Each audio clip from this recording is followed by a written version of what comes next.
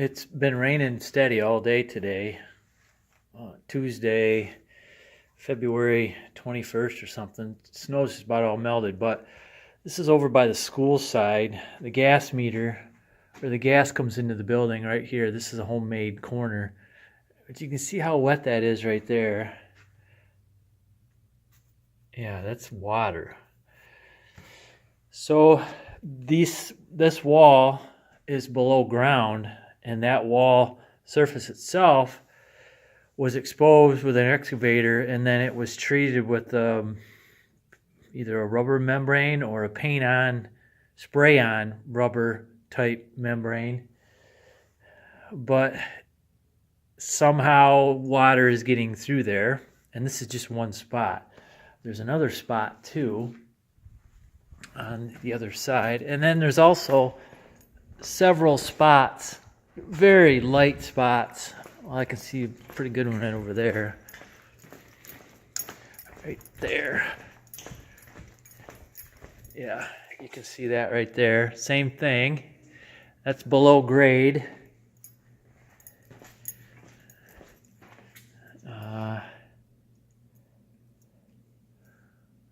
Nothing major over here. And then you can see the cement floor. This was a dirt floor for many years, and then a floor was poured in here, and then there's this area that's where this water that would weep down these walls doesn't get onto the floor. It can drip down into the dirt and evaporate. But then out here on the church side where the elevator's at, I noticed this morning right up here, and you can see a stain on the drywall. This whole area right here is wet, and this is a fake surface. It must be hollow in behind. Well, I don't know for sure if it's hollow in behind here, but that's fake stucco there, and a grout joint. This is real stone, but it's wet. The brick is wet, and the metal lintel, steel lintel above this door, that's not wet. Because this whole area right here where the door is, that's man-made. That's not real stone. So that opening was framed. You can see the size of that steel lintel up there to accommodate that opening, because it was probably once upon a time, it was a big fancy door.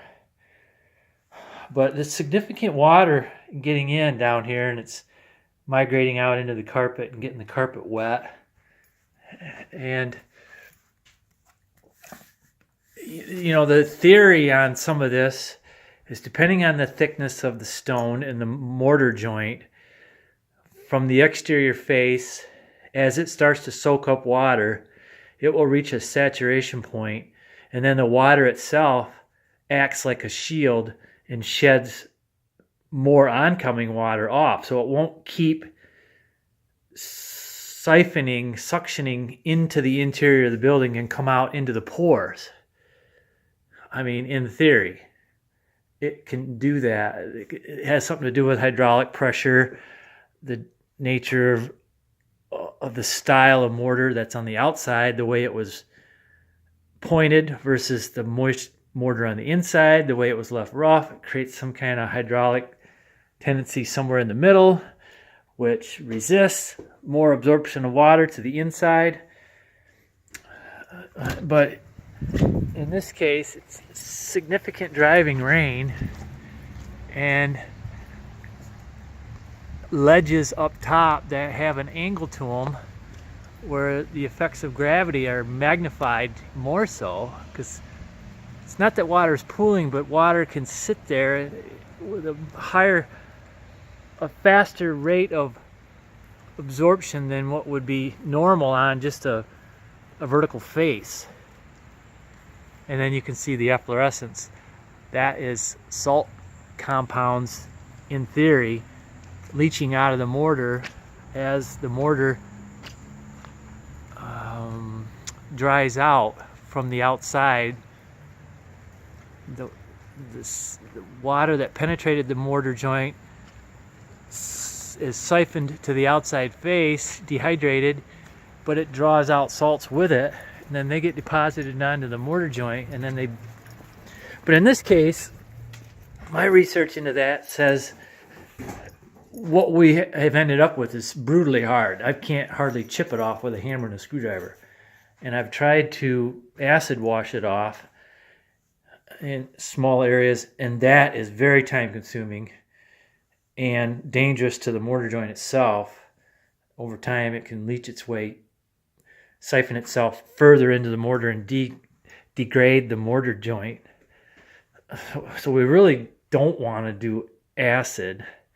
But then I was talking to somebody about when these buttresses were reconditioned because they had cracks in the mortar, the cement stonemason put an additive in his mortar, a latex hardener, and that could be leaching out onto the outside face of the mortar, and it's resistant to anything I've found other than a hammer and a chisel to remove it. Somebody did mention to me though that it might be just easier and just thinking outside the box to paint the mortar joints so they look like cement, even though they've been painted. I guess I wouldn't have thought of that as a solution, but so I've been for the last hour on the internet trying to figure out if we should put a siloxane sealer outside on our mortar, and then reading all the ramifications of the humidity level when you're supposed to apply it, if the wall itself is dry, when you apply it, all these. I mean, it was an abstract, it was a college-based study done over in Russia or Germany, one of the places where they had, no, it was England, that's what it was, churches in England that had degraded stone. The stones were blowing apart and the mortar joints were blowing apart from excess water and then the freeze cycle, and just 1,000, 2,000-year-old buildings, you know, with exposed to Mother Nature and all these expansion and contraction cycles. And they were trying to restore these buildings because they were historically significant, which we would like to think that our church is historically significant. Definitely the construction of it is historical. I mean, yeah, there's another one over here too leaking. And it's likely that these leaks, it's not a hydraulic issue, it's that we've got some veins inside the mortar that such that there is a pathway, a very fine pathway inside the mortar from its original construction that would have now allowed water to flow. It's like a little mini tiny straw that was inserted inside the cement, and as the cement dried, it left this cavity for water to flow, which is different than what I've been talking about. And they did braze that in the abstract in this study that I was reading. Yeah, lots of factors. And then the biggest concern with using some kind of treatment, external treatment, is how well will it hold up to Mother Nature's sun. Well, actually, that's not the biggest. The biggest concern is, will it dry and in a different color and then be noticeable? That's would be my biggest concern. And then just by not having a thorough understanding, I know we live in Michigan, and it was really cold this winter. The nature of the freeze-thaw cycle, if I allowed excess water to penetrate the mortar joint, how much can the freeze cycle here in Michigan degrade the mortar joint because it had too much water absorbed? Yeah. Might be overthinking it. I have a tendency to do that. I probably should just move forward with a siloxane sealer, test it on an area where it's low traffic visibility to see if it's going to change colors, and then give her a try. Okay, well, that's a long enough video. I'm going to give this some thought.